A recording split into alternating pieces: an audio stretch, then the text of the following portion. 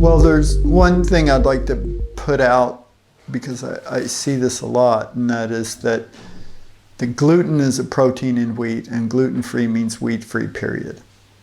So a lot of people are hip to this, and the marketing people are hip to this, and now you see gluten-free everything. There are other grains with similar glutinous proteins that have a similar effect for some people. Oftentimes people will react to rice, for example, and even though rice is technically gluten-free, it still has a similar glutinous protein. You can make a pasta out of it, you can make bread out of it, you can make pizza dough out of it. And oftentimes people will react to these grains as well. So that's oats, rye, barley, buckwheat, spelt, kamut, corn, and rice.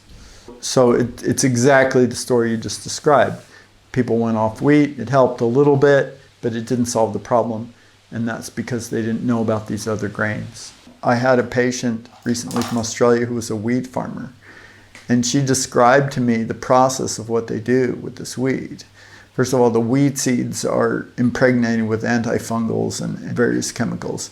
Then the ground where they're going to plant the wheat is saturated with Roundup to kill all the weeds, and then chemical fertilizers. And then they put the seeds in, and through the whole growing process, more chemical fertilizers and pesticides are put on the wheat. And then, it immediately gets saturated with chemicals when it's taken out, and this is the standard. So that's one issue, is how it's raised, which theoretically we can bypass to a certain extent by getting organic.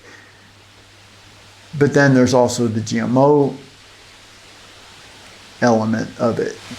Modern agricultural is very much monostrain, whereas our more indigenous agricultural roots were more variety, and ecologically, and I think as well as health-wise for our physical bodies, the variety is necessary and important. Then I also have a spiritual theory on it, which is that there's an emergence of the goddess energy occurring, sort of what we touched on earlier, people waking up to their intuitive sensitivities and gifts, and the sort of intuitive feminine aspect is emerging now in our spirituality, rather than the monotheistic patriarchal kind of religions that have dominated for so many years. And the earlier goddess religions were Paleolithic, and the cultivation of grains is what enabled the sort of patriarchal systems to take power, because when you had grains, you could amass